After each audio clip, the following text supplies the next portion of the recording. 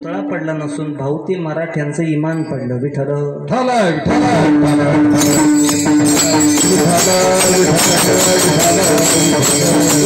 पुतळा पडला, पुतळा नाही पडला, इमान पडलं बांधणाऱ्याचं. तो किती इमानी होता आणि कुठं कुठं भ्रष्टाचार राजकारणी करू शकतात हे आता आपल्याला कळालं बरं का. मग ते पुतळा नाही फक्त पडला, कुठं राजकारण करावं माणसानं, गावाचं देवाचं भावाचं खाऊ नये. पण माणसाला हे कळत नाही हो. आणि कारण काही दिलं आकाश महाराज तर म्हणे 45 किलोमीटर वेगानं वारी वाहत होती आणि त्याच्यामुळे पुतळा पडला. आमचं सगळ्याचा प्रश्न आहे जाहीर, 45 किलोमीटर वेगानं वारा वाहतो तर कोकणातला नारळ पडत नाही आणि पुतळा एवढा मोठा पडला का? कोट्यवधी रुपयाचं इस्टिमेट कागदावर आणि बांधायला वापरायचे फक्त लाखो रुपये, बाकीचे कोट घरात.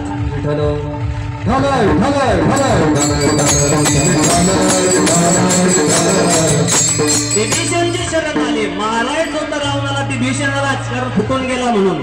फुटून गेल्यावर मोर्चे कडत नव्हते आणि काय नाही, फुटून गेला की डायरेक्ट मारून टाकायचा. विभीषण मारणार होते पण मारुतीरायानं ते रामप्रभूनं वचन दिलं होतं मी तुम्हाला वाचवीन. आणि मग लक्ष्मणानं स्वतःच्या अंगावरती शक्ती झेलली. मूर्छित अवस्थेत पडलेले लक्ष्मण भैया वाचवायला कुठला वैद्य पुढे येत नव्हता. पण या मारुतीरायाचा उपकार एवढा मोठा आहे आपल्या मिरडेतल्या. जय श्रीराम. उठान घेतली, लंकेत घेतले, सुसेन नावाचे वैद्य खांद्यावर बसवून आणले आणि संजीवनी नावाची जडीबुटी, द्रोणागिरी नावाचा पर्वत त्याच्यावर ना औषध काढलं आणि जिथं शक्ती लागली तिथं ते औषध भरलं. कदाचित मारुतीराया नावाचे संत रामायणात नसते तर आज लक्ष्मण नावाचा भाऊ जिवंत राहिला नसता. द्रोणागिरी तो आणेला, द्रोणागिरी तो आणेला, द्रोणागिरी तो आणेला, द्रोणागिरी तो आणेला, द्रोणागिरी तो आणेला, द्रोणागिरी तो आणेला, द्रोणागिरी तो आणेला, द्रोणागिरी तो आणेला.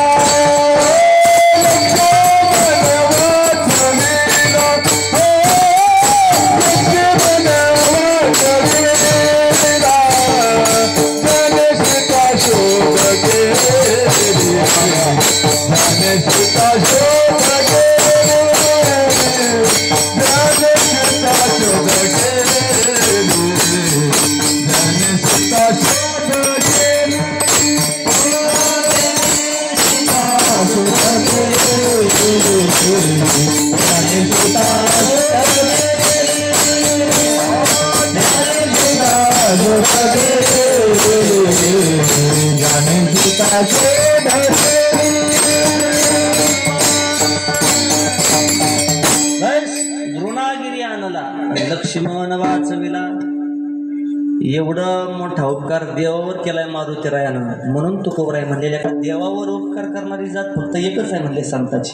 बाकी देवाच्या पुढे कोणच नाही हो. देव शब्द तयार झालाय संस्कृत भाषेतनं, देव नावाचा धातू आणि मग शब्द तयार झालाय देव.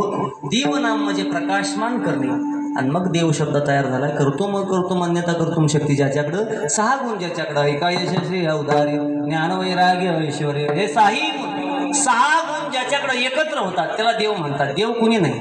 रामदेव, चांगदेव असे बाकीचे नाव आपण ठेवू, पण देव ओरिजिनल देव कोण? ज्याच्याकडे हे 6 गुण आणि 3 शक्ती आहेत. पण त्याच्यापेक्षा सुद्धा काकणभर जास्त अधिकार ज्यांचा आहे त्यांचं नाव आहे मारुतीराया. म्हणून शरण शरण जी हनुमंता तुम्हा आलो रामदूता. रामदूत शब्दाचा अर्थ मी सांगत होतो. हे सगळं झालं बी आणि उपकार बी केला. पण भगवान प्रभू रामचंद्र अयोध्येतनं वापस माघारी चालले. हा पहिला निरोप राजू महाराज हा मारुतीरायानं तिथं दिला होता. कुणाला? मगाशी जो भरत म्हणत होता 14 वर्षांना माघारी आला देवा सूर्य मावळायच्या तर बरं आहे, नाही तर भरत जीव देऊन टाकलं. आणि तसंच झालं. भगवान प्रभू रामचंद्राचा निरोप घेतला मारुतीरायानं आणि डायरेक्ट अयोध्येकडं. भरत नावाचे भाव अयोध्येत सापडले नाही. सापडले कुठं? नंदीग्रामात कोंडून घेतलं होतं भरतानं. काय भावाचं प्रेम आहे बघा. 14 वर्ष भरतानं अयोध्येत पाऊल टाकला नव्हता. नंदीग्रामात स्वतःला कोंडून घेतलं होतं. तर भाऊ वापस आला पाहिजे आणि असं तर एके ठिकाणी वर्णन आलं, त्यानं चिताच रचली होती भरतानं. म्हणे आता जर भाऊ दिसला नाही मला, दिवस मावळाचे आता, आज शेवटचा दिवस आहे, भाऊ माघारी येताना जर मला दिसला नाही तर या चितेत म्हणजे उडी टाकायचं. काय भावाचं प्रेम आहे. म्हणून मारुतीरायाकडनं निरोप पाठवला प्रभू रामचंद्रानं. तेवढा निरोप भरताना ऐकला. पण जाताना भरताला एक आकाश महाराज सूचना सांगितलेली देवानं. म्हणजे भरता मारुतीराया निरोप सांग भरताला, पण सांगताना जरा सावकाश सांग बरं का. आता आनंदाच्या भरात म्हणले माझा भाऊ घालवून टाकशील कायमचा. आनंदाच्या भरात जीवही जाईल ना त्याचं काय सांगता येते तेव्हा. आनंदाच्या काही काही माणसाला आनंदही सहन होत नाही, पण सांगणारा तसा क्वालिटीचा असावा लागतो. नाही तर एका बिचारीला लॉटरी लागली 1 लाख रुपयाची, तिचा नवरा हलक्या काजळाचा होता. ती म्हणजे 1 कोटी रुपयाची लॉटरी जर नवऱ्याला सांगावी तर उर फुटून मरल ना. डायरेक्ट महाराजाच्या मठावर जय हरी जय हरी जय हरी. मठ चांगल्या काळातला होता, जुन्या काळातला, आताचा नाही. कारण वैराग्याच्या गोष्टी करणाऱ्याचा व्हिडिओ सध्या व्हायरल व्हायला लागला. त्याच्यामुळं मोठ्या जुन्या काळातला जय हरी. म्हणले काय अहो असं झाले. म्हणले 1 कोटी रुपयाची लॉटरी लागली आणि तेवढं आमच्या नवऱ्याला सांगायचं. मग तुम्ही काहीतरी मंत्र फवरा. बुवानं तिथनंच मंत्र सर्वे न सुखी न तू म्हणले तिथनंच फवारला मंत्र. म्हणजे इथं नका फवरू, घरी चला आमच्या, काही बी करा पण तेवढं आमच्या तात्याला सांगा 1 कोटी रुपयाची लॉटरी लागली. पण खबरदार हे बी सांगायचं आणि मेला बी नाही पाहिजे. बघा ताट. आणि मग बुवा हुशार होते, गेले बुवा घरी त्यांच्या. बुवा हुशार असल्यामुळे त्यांनी बुडातनं तास धरला. म्हणजे जे हरी तात्या कसं काय यंदा बरं झाला का पाऊस. इथनं सुरुवात. मग तात्या म्हणले काय राहू काय पाऊस महाराज, तुमच्या आशीर्वादानं लय पाऊस. मी मग महाराज म्हणजे गेल्या वर्षी तर लॉकडाऊनमध्ये आम्हाला म्हणत होता तुमच्यामुळेच पाऊस पाणी गेला, आणि आता लय झाला तरी म्हणता तुमच्यामुळेच पाऊस पाणी आला.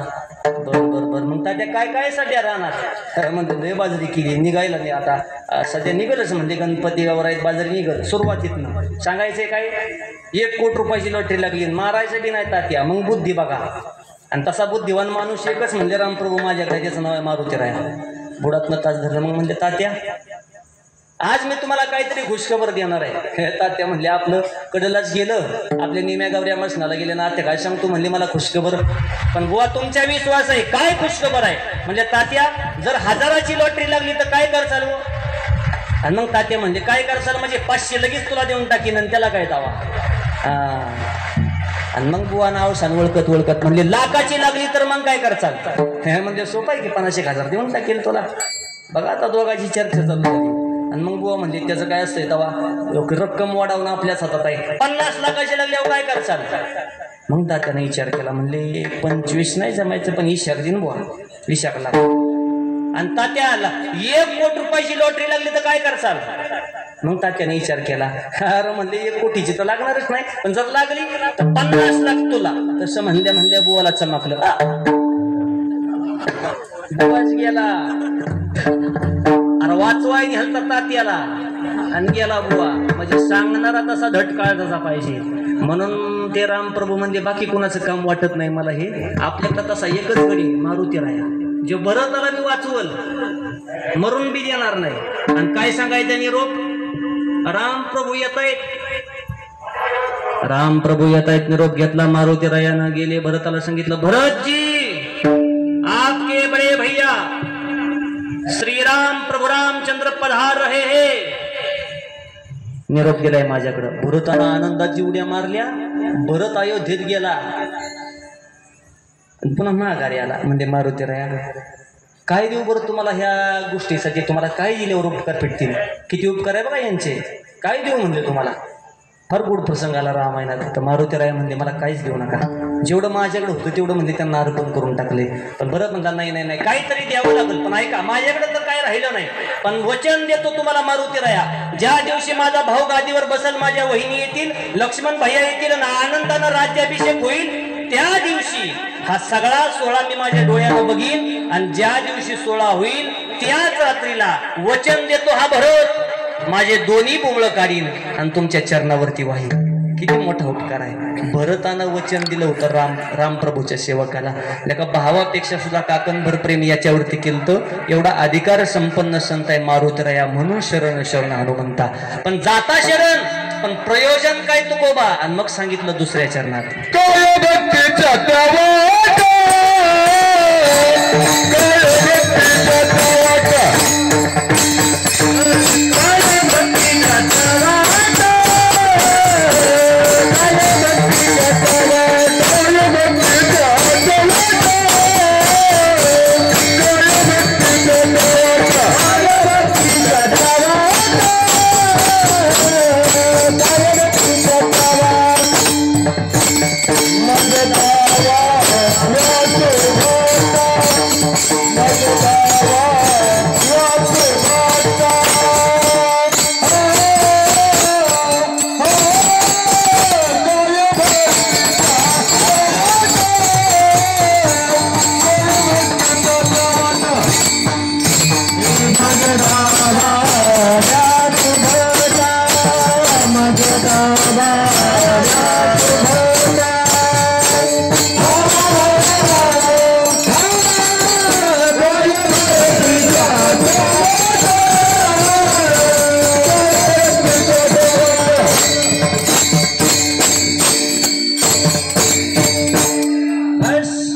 एवढा अधिकार त्यांचा मोठा आहे म्हणून काय भक्तीच्या त्या वाटा. अपेक्षा